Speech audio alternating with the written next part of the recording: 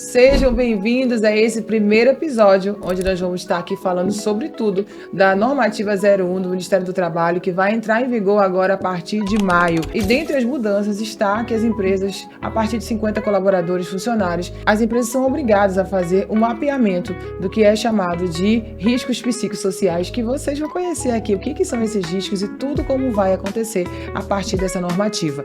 E eu quero explicar o que é essa normativa e o que são os riscos psicossociais. E para esse bate-papo, eu trouxe aqui o Dr. André, que é especializado na área trabalhista, e também a doutora Graciane, que é psicóloga, que já trabalha no ambiente corporativo. Os dois, sejam bem-vindos, viu?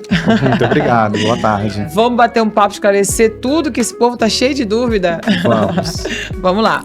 A norma reguladora número 1, a NR01, incluirá a gestão dos riscos psicossociais no ambiente de trabalho a partir de maio de 2025. A atualização da norma foi promovida pelo Ministério do Trabalho em agosto do ano passado. A NR01, gente, é a principal norma regulamentadora da saúde e segurança do trabalho. A nova redação, ela reflete a preocupação crescente com a saúde mental dos trabalhadores. Nesse caso, as empresas devem fazer o quê? Identificar e avaliar os riscos psicossociais, desenvolver e implementar planos de ação, incluindo medidas preventivas e corretivas com treinamentos, monitorar e revisar continuamente as medidas adotadas. Os riscos psicossociais são características inerentes às condições e organização de trabalho que afetam a saúde dos indivíduos, dos trabalhadores. Vou dar alguns exemplos do que é chamado risco psicossocial. Vamos lá. Assédio moral e sexual, estresse, carga mental excessiva, sobrecarga horária de trabalho, monotonia, falta de apoio e ajuda, insegurança no emprego e o que todo mundo conhece, como burnout, que é um termo muito comum. Então, doutor André, queria começar, que o senhor começasse a explicar para a gente como foi visto para a área do direito trabalhista essa normativa que vai entrar em vigor agora a partir de maio. Essa atualização com a norma regulamentadora 01, que vai entrar em vigor agora, dia 26 de maio de 2025, ela é de fundamental importância para regular da melhor forma possível essa relação trabalhista entre a empresa e o trabalhador, principalmente, como você bem pontuou, na questão das relações do GRO, que é o Gerenciamento de Risco Ocupacional, onde, inclusive, e essa é uma das novidades da nova NR01, a participação intensiva do trabalhador. O trabalhador, nesse caso, ele deve ser consultado nesse processo de GRO, ele deve ser informado com relação aos riscos e aos níveis de risco de cada ocupação, e também ele tem que ser ouvido para que ele possa trazer para a comissão, que é a organização que está cuidando do PGR, informações de dentro da estrutura da empresa. Então, isso é uma novidade em que, para o mundo jurídico, é de fundamental importância. Tanto para o advogado que cuida do empregador, quanto do advogado que vai pleitear em favor do empregado. Claro, é óbvio que nós estamos falando de uma situação completamente inicial. Então ainda não tem um padrão de decisão judicial, nós ainda não temos precedentes jurídicos, não temos jurisprudências. Então a gente vai precisar também, o advogado e todo o poder judiciário, se adaptar, assim como a empresa precisa se adaptar, os colaboradores também precisam entender o seu grau de importância na participação do GRO, para que, como um todo, a gente consiga regulamentar da melhor forma possível o andamento trabalhista. Isso eu acho, de modo geral, já tinha sido anunciada que ia começar a valer, mas como tudo no Brasil, gente, a gente pode falar a verdade. Você acha que as empresas ainda vai ter aquele tempo esse ano aqui para realmente implantar? O Ministério do Trabalho vai para cima, para fiscalizar? Então, como eu falei para você ainda há pouco, vai iniciar, a entrada em vigor inicia agora, dia 26 de maio de 2025. E a partir daí, a gente não tem, como é uma novidade, a gente não tem como precisar se de imediato já vão começar a ter algumas intervenções do Ministério do Trabalho e Emprego. Então, o ideal é que as empresas já estejam em um processo de reformulação e de mitigação dos processos que ocorreram anteriormente, para que, ao chegarem na data de maio de 2025, elas estejam plenamente ajustadas com o seu GRO e o seu PGR preparados para que não sofram nenhum tipo de autuação de algum integrante do Ministério do Trabalho e Emprego. Porque as fiscalizações, elas podem ocorrer de forma imediata. Já está em vigor a legislação. Ela pode ocorrer de forma imediata. O ideal é que a empresa consiga identificar o padrão comportamental, os riscos e os níveis de cada risco ocupacional, para que oriente os seus funcionários e eles sejam comunicados previamente com relação ao PGR e possam sim estar elencados dentro dessa relação trabalhista. Como foi dito, ainda não temos precedentes jurídicos. Então, a gente não tem como prever como é que vai ser a aplicação de multas ou algum tipo de penalização. Porém, acionamento judicial já pode correr de imediato a partir do dia 26 de maio de 2025. Olha que bacana, o que o doutor André está falando aqui, né, sobre a necessidade das empresas se anteciparem, sim, e colocarem em prática já o que está, né, na normativa, para que não seja surpreendido futuramente, e além de ter o ganho da normativa, né, eu acho que é isso que é legal. A gente falou aqui no início do bate-papo que é uma nova regra que entra em vigor, que vai favorecer tanto a relação trabalhador, né, e empregador, né. Doutora, nossa psicóloga aqui, gente, eu amo psicólogo, sério mesmo, é uma coisa boa conversar com psicólogo. Você rola terapiazinha, né? Você rola terapia, já rola terapia às vezes. Doutora, o que a senhora acha, assim, hoje, essa relação, esse equilíbrio, né? A minha vida fora do trabalho e no trabalho, pela experiência de vocês, é uma balança que tem que estar ali muito equilibrada para que não tenha consequência, né, de falta de produtividade, todos os riscos psicossociais ali no trabalho? A gente está falando realmente de equilíbrio, né? Então, quando a gente fala de um trabalhador, a gente não, como psicóloga, né? A gente não está falando de alguém partido que hoje entra às 7 horas da manhã, 8 horas dentro de uma empresa, é uma pessoa, deixa tudo lá fora e que quando sai vai resolver os seus problemas. A gente está falando de alguém que realmente traz alguma coisa de casa e que quando sai muitas vezes também leva alguma coisa para casa do seu trabalho.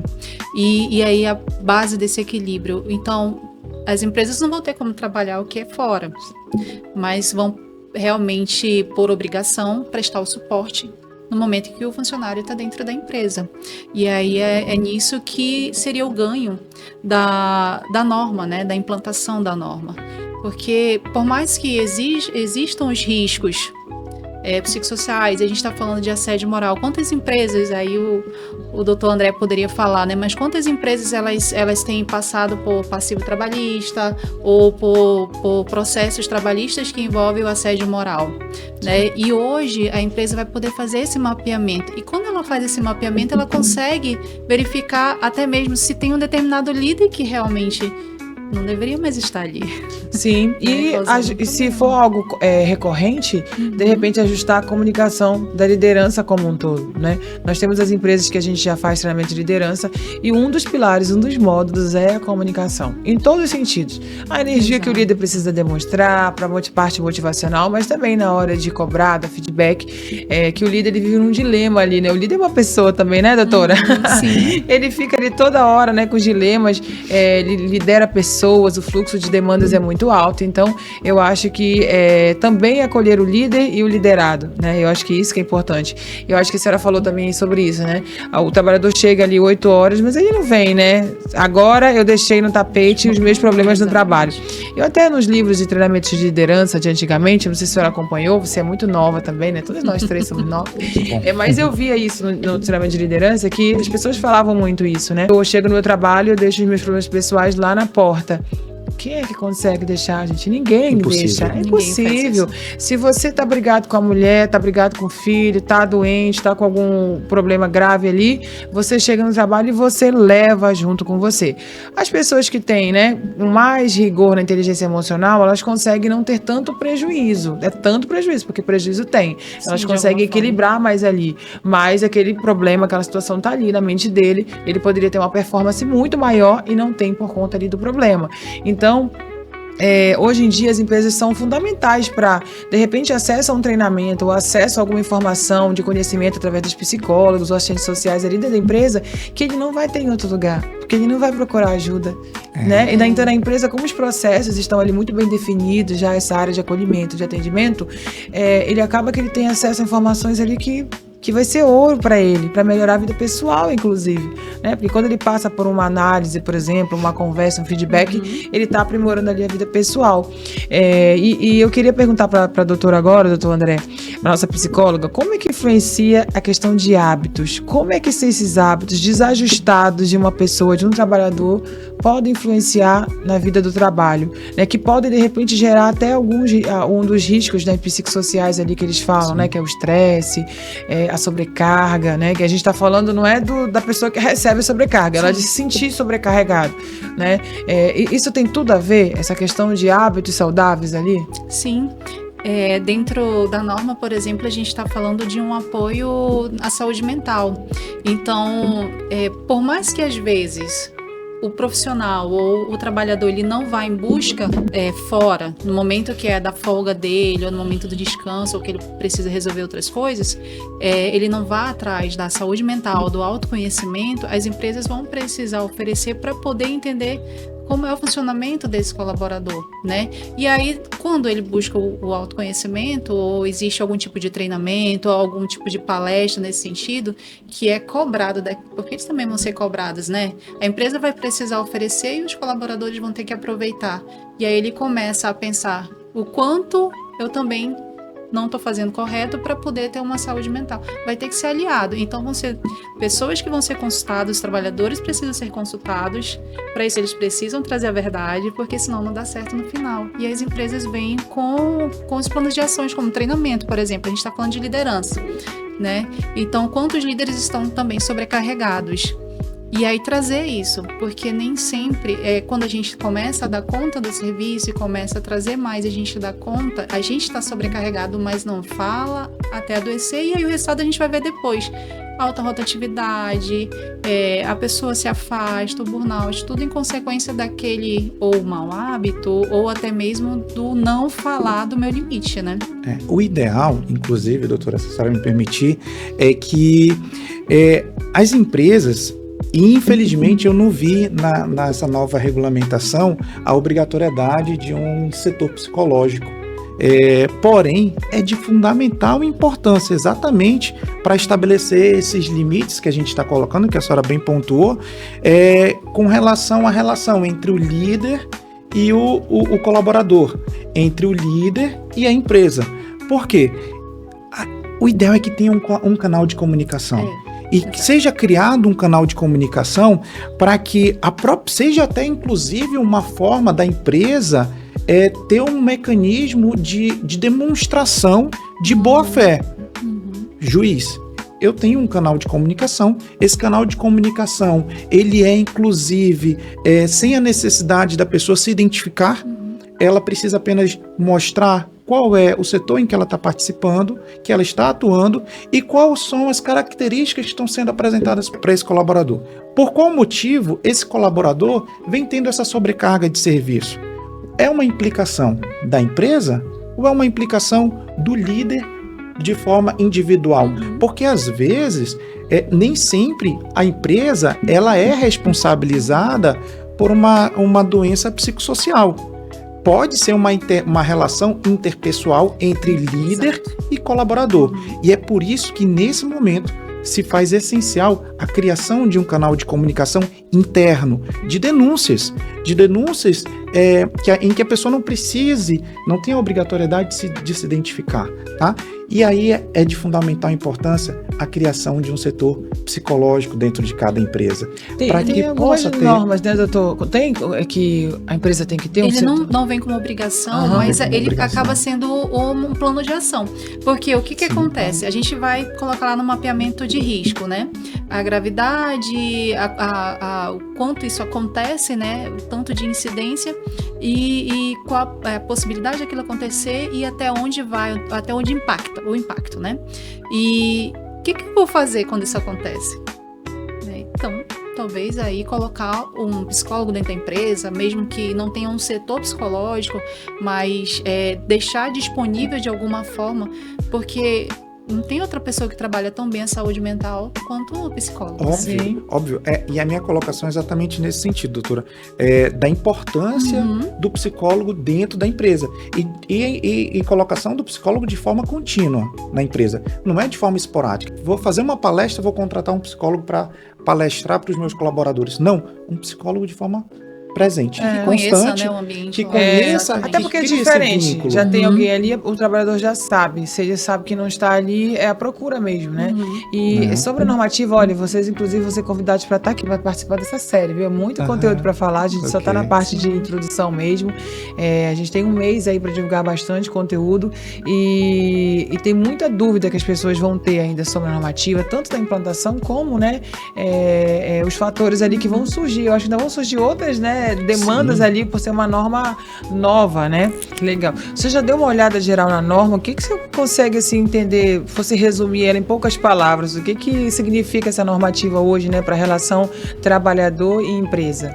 Então, a norma regulamentadora 01, ela vem exatamente para administrar da melhor forma possível essa relação entre empresa e colaborador, principalmente no que é relacionado ao GRO, que é o Gerenciamento de Risco Ocupacional.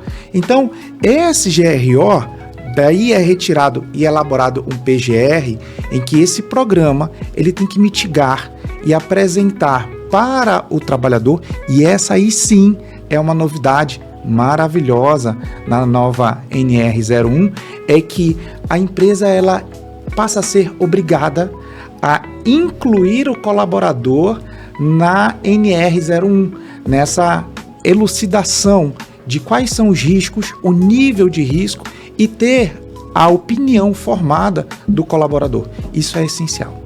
Ai, que legal. Agora vamos lá falar com a nossa psicóloga, a doutora Greciane. Doutora Greciane, conta aí pra mim, quanto tempo você tem nessa área de atuação aí, né? Nessa área corporativa que a gente chama, né? A psicologia dentro das empresas. Tá.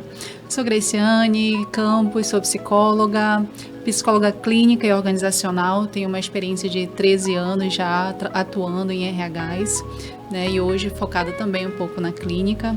A gente às vezes entra como psicólogo, se forma, vai para uma área, né, e agora mais a minha experiência de 13 anos mapeando também dentro das organizações. Legal. O que você achou, assim, falando no geral, né, da normativa? Como é que é a aplicação dela na prática ali para vocês? Então, para o psicólogo isso é bom, né? Porque a gente está falando agora de saúde mental. Na verdade, já havia essa norma desde muito tempo, se falava em riscos psicossociais dentro da NR17, na parte de ergonomia, mas hoje a cobrança, né, e com um prazo de até maio, começar a realmente mapear, como o doutor falou, né? O doutor André, mapear e apresentar ações que devem mitigar os riscos psicossociais é super importante para a empresa. Por quê? Porque a gente está falando agora de produtividade. Uma pessoa adoecida mental, uma pessoa que está doente, que está estressada, que está com ansiedade, ela acaba também baixando a produtividade dela. Se afasta da empresa, criando aí mais custos também. Então, é bom para os dois. Pelo menos a gente tem visto dessa forma. Que legal, que legal.